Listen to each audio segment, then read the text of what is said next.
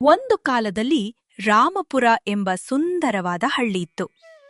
ಅಲ್ಲಿ ಮಂಜ ತನ್ನ ಹೆಂಡತಿ ಗೌರಿ ಮತ್ತು ವಯಸ್ಸಾದ ತಂದೆ ತಾಯಿಯ ಜೊತೆ ವಾಸವಾಗಿದ್ದ ಮಂಜ ತುಂಬಾ ಮುಗ್ಧ. ಆದರೆ ಗೌರಿ ಮಾತ್ರ ಅಷ್ಟೇ ಚುರುಕು.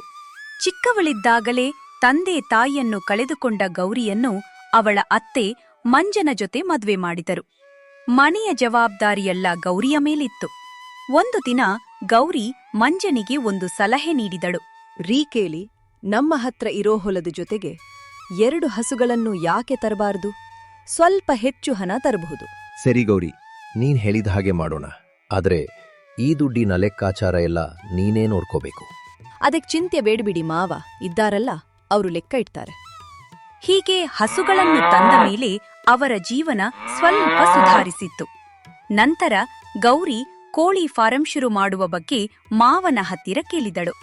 ಮಾವ, ನಾನೊಂದು ಕೋಳಿ ಫಾರಂ ಶುರು ಮಾಡೋಣ ಅಂತ ಅನ್ಕೊಂಡಿದ್ದೀನಿ. ನೋಡು ಗೌರಿ, ಮಂಜನ ಬಗ್ಗೆ ನಿನಗೊತ್ತು.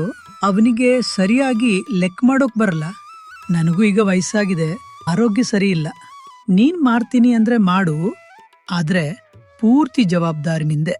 ಸರಿ ಮಾವ, ಜೀವನದಲ್ಲಿ ಮುಂದೆ ಬರಬೇಕಾದ್ರೆ ಸ್ವಲ್ಪ ರಿಸ್ಕ್ ತಗೊಳ್ಳೇಬೇಕು.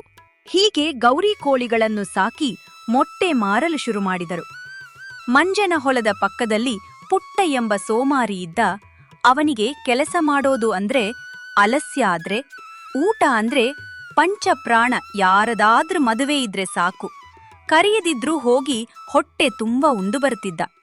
ಇದನ್ನು ನೋಡಿ ಅವನನ್ನು ಯಾರು ಕೂಡ ಮಾತನಾಡಿಸುತ್ತಿರಲಿಲ್ಲ. ಆದ್ರೂ ಇವನೇ ಮಾತಾಡುತ್ತಿದ್ದ. ಯಾರು ಇಲ್ಲದಿದ್ದಾಗ ಮಂಜನ ಹತ್ರ ಮಾತಾಡುತ್ತಿದ್ದ.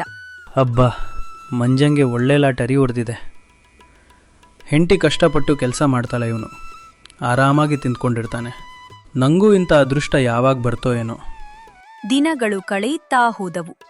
ಪುಟ್ಟ ಕದ್ದು ಮುಚ್ಚಿ ಮಂಜಣ್ಣ ಫಾರಂ ಮೇಲೆ ಕಣ್ಣಿಟ್ಟಿದ್ದ. ಎಷ್ಟೋ ದಿನಗಳಿಂದ ಸರಿಯಾಗಿ ಊಟವಿಲ್ಲದೆ ಹಸಿವಿದ್ದ ಪುಟ್ಟ ತನ್ನಷ್ಟಕ್ಕೆ ತಾನೇ ಅಂದುಕೊಂಡ, ತುಂಬ ದಿನ ಆಯಿತು ನಾನು ಸರಿಯಾಗಿ ಊಟ ಮಾಡಿ, ಈಗೇನಾದರೂ ಮಾಡಲೇಬೇಕು. ಅವನಿಗೆ ಏನಾದರೂ ವಿಭಿನ್ನವಾಗಿ ತಿನ್ನಬೇಕೆನಿಸುತ್ತಿತ್ತು. ಅಷ್ಟರಲ್ಲಿ ಮಂಜ ಕೋಳಿಯನ್ನು ಹಿಡಿದು ಒಂದು ಬುಟ್ಟಿಯೊಳಗೆ ಹಾಕುತ್ತಿದ್ದ. ಕೋಳಿಗಳನ್ನು ನೋಡುತ್ತಿದ್ದಂತೆಯೇ ಅವನ ಬಾಯಲ್ಲಿ ನೀರು ಬಂತು. ಅವನು ಯೋಚಿಸಿದ, ವಾವ್, ನೋಡಲ್ಲಿ ನಾನು ಚಿಕನ್ ಬಗ್ಗೆ ಪೂರ್ತಿ ಮರ್ತೋಗಿದ್ದೆ. ಇಷ್ಟು ರುಚಿಯಾದ ಅಡುಗೆ ನನಗಾಗಿ ಕಾಯ್ತಿದೆ. ಆದರೆ ಇದನ್ನು ಪಡೆಯುವುದು ಹೇಗೆ? ಪುಟ್ಟ ಪ್ರೀತಿಯಿಂದ ಮಂಜನ ಹತ್ರ ಮಾತಾಡಿ ಪ್ರಯತ್ನಿಸಿದ. ಆದರೆ ಮಂಜ ಅವನನ್ನು ನಿರ್ಲಕ್ಷಿಸಿ ತನ್ನ ಕೆಲಸ ಮುಗಿಸಿ ಅಲ್ಲಿಂದ ಹೋದ. ಕೆಲವು ದಿನಗಳ ನಂತರ ಗೌರಿ ತನ್ನ ಚಿಕ್ಕಪ್ಪ ಚಿಕ್ಕಮ್ಮನ ಮನೆಗೆ ಹೋದಳು. ಇದನ್ನು ನೋಡಿ ಪುಟ್ಟ ಸಿಕ್ಕಾಪಟ್ಟೆ ಖುಷಿಯಾದ. ಎಂಥ ಒಳ್ಳೆ ಚಾನ್ಸ್ ಗೌರಿ. ಖಂಡಿತ ಅವಳ ತವರು ಮನೆಗೆ ಹೋಗಿದ್ದಾಳೆ ಇವತ್ತು. ರಾತ್ರಿ ಒಂದು ಕೋಳಿನೋಳಿನ ಎತ್ಕೊಂಡು ಬರಬೇಕು ಎಂದುಕೊಂಡ. ಪುಟ್ಟ ರಾತ್ರಿಯಾಗುವುದನ್ನೇ ಕಾತುರದಿಂದ ಕಾಯುತ್ತಿದ್ದ. ಸೂರ್ಯ ಮುಳುಗಿದ ಮೇಲೆ ಮಂಜ ಕೋಳಿಗಳನ್ನು ಬುಟ್ಟಿಯ ಕೆಳಗೆ ಹಾಕಿದ. ಇದನ್ನೆಲ್ಲ ಪುಟ್ಟ ಗುಟ್ಟಾಗಿ ನೋಡುತ್ತಿದ್ದ. ಮಂಜ ಮಲಗಿದ ಮೇಲೆ ಮೆಲ್ಲಗೆ ಬಂದು ಒಂದು ಕೋಳಿಯನ್ನು ಕದ್ದು ತಿಂದನು. ಅಬ್ಬಬ್ಬಾ, ಏನ್ ರುಚಿ! ಇಂಥ ರುಚಿಯಾದ ಕೋಳಿ ಮಾಂಸ ತಿಂದು ಎಷ್ಟು ವರ್ಷ ಆಗಿತ್ತು ಏನೋ. ಯಾರಿಗೂ ಸಂಶಯ ಬರಬಾರ್ದು ಅಂದ್ರೆ 1-2 ದಿನಕ್ಕೊಮ್ಮೆ ಒಂದೊಂದು ಕೋಳಿನೆಕ್ಕೊಮ್ಮೆ ಒಂದೊಂದು ಕೋಳಿನೆ ಕದಿತೀನಿ. ಮಂಜನ ಹತ್ರ ತುಂಬಾ ಕೋಳಿಗಳಿವೆ, ಅವನಿಗೆ ಗೊತ್ತೇ ಆಗಲ್ಲ. 2 ದಿನಗಳ ನಂತರ ಅತ್ತೆ ಮನೆಯಿಂದ ಗೌರಿ ವಾಪಸ್ ಬಂದಳು. ಅವಳು ಕೋಳಿಗಳನ್ನು ಎನಿಸಿದಾಗ ಒಂದು ಕೋಳಿ ಕಡಿಮೆ ಇರುವುದು ಗೊತ್ತಾಯಿತು. ಇಲ್ ನೋಡಿ, ಒಂದು ಕೋಳಿ ಕಾಣಿಸ್ತಾ ಇಲ್ವಲ್ಲ? ಹೌದಾ, ನಾನು ಎಣಿಸುವಾಗೆ ಏನಾದ್ರೂ ತಪ್ಪಾಗಿರಬಹುದು ಅಂತ ಸುಮ್ನಾದೆ. ಬಿಡಿ, ಪರವಾಗಿಲ್ಲ. ಅಂದು ರಾತ್ರಿಯೂ ಪುಟ್ಟ ಮತ್ತೊಂದು ಕೋಳಿಯನ್ನು ಕದ್ದ. ಮರುದಿನ ಬೆಳಗ್ಗೆ ಗೌರಿ ಕೋಳಿಗಳನ್ನು ಹೊರಗೆ ಬಿಡುವಾಗ ಮತ್ತೊಂದು ಕೋಳಿ ಮಾಯವಾಗಿತ್ತು. ಅವಳು ಸುತ್ತಲೂ ನೋಡಿದಾಗ ಪುಟ್ಟ ತನ್ನ ಹೊಲದ ಕಡೆಯಿಂದ ಇಣುಕಿ ನೋಡುವುದನ್ನು ಗಮನಿಸಿದಳು. ಅವಳಿಗೆ ವಿಷಯ ಅರ್ಥವಾಯಿತು. ಅವಳು ಕೂಡಲೇ ಮಂಜನನ್ನು ಕರೆದು ಜೋರಾಗಿ ಮಾತಾಡಲು ಶುರು ಮಾಡಿದಳು. ಇತ್ತು ಬನ್ನಿ, ಇವತ್ತು ಕೂಡ ಒಂದು ಕೋಳಿ ಕಾಣ್ತಾ ಇಲ್ಲ. ಅಯ್ಯೋ, ಈಗ ಏನ್ ಮಾಡೋದು ಗೌರಿ? ಇದು ಕಾಕತಾಳಿ ಇರೋದಕ್ಕೆ ಸಾಧ್ಯವೇ ಇಲ್ಲ. ಗೌರಿ ಒಂದು ಉಪಾಯ ಮಾಡಿದಳು. ಅವಳು ಮನೆಯೊಳಗೆ ಹೋಗಿ ಎಲ್ಲರಿಗೂ ಮೆಲ್ಲಗೆ ತನ್ನ ಪ್ಲಾನ್ ತಿಳಿಸಿದಳು. ನಂತರ ಮನೆಯಿಂದ ಹೊರಗೆ ಬಂದು ಪುಟ್ಟನಿಗೆ ಕೇಳಿಸುವ ಹಾಗೆ ಜೋರಾಗಿ ಹೇಳಿದಳು. ಒಂದು ವಿಷಯ ಹೇಳೋದೇ ಮರ್ತ್ಬಿಟ್ಟೆ. ನಾನು ಅತ್ತೆ ಮನೆಯಿಂದ ಬರುವಾಗ ಒಬ್ಬ ರುಸಿದ್ದ ಪುರುಷರು ಸಿಕ್ಕಿದ್ರು. ಅವರು ಒಂದು ಮಂತ್ರಿಸಿದ ಕಾಳುಗಳನ್ನು ಕೊಟ್ಟಿದ್ದಾರೆ. ಅದನ್ನ ಈ ಕೋಳಿಗಳಿಗೆ ತಿನ್ನಿಸೋಕೆ ಹೇಳಿದ್ದಾರೆ. ಒಂದು ವೇಳೆ ಆ ಕೋಳಿಯನ್ನು ಯಾರಾದ್ರೂ ಕದ್ದು ತಿಂದ್ರೆ ಅವರಿಗೆ ತಕ್ಷಣ ವಿಪರೀತ ಹೊಟ್ಟೆ ನೋವು ಶುರುವಾಗಿ ಪ್ರಾಣಕ್ಕೆ ಅಪಾಯ ಆಗುತ್ತಂತೆ. ಇದನ್ನು ಕೇಳಿದ ಪುಟ್ಟನಿಗೆ ಎದೆ ಬಡಿತ ಜೋರಾಯ್ತು. ಅವನು ಗಾಬರಿಯಾದ. ಅಯ್ಯೋ ದೇವ್ರೆ, ಗೌರಿ ಹೇಳಿದ್ದು ನಿಜ ಇರಬೇಕು. ನೆನ್ನೆ ನಾನು ತಿಂದ ಕೋಳಿಯಲ್ಲಿ ಆಮಂತ್ರ ಇತ್ತೇನು? ನನ್ನ ಹೊಟ್ಟೆ ಯಾಕೋ ನೋಯ್ತಾ ಇದೆ.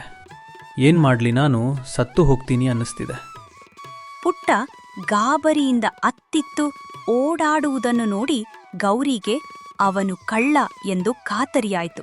ಮಂಜನನ್ನು ನೋಡುತ್ತಿದ್ದಂತೆಯೇ ಪುಟ್ಟನಿಗೆ ತನ್ನ ಪಾಪ ನೆನಪಾಗಿ ಹೊಟ್ಟೆ ನೋವು ಇನ್ನೂ ಜಾಸ್ತಿಯಾದ ಹಾಗೆ ಅನ್ಸಿತು.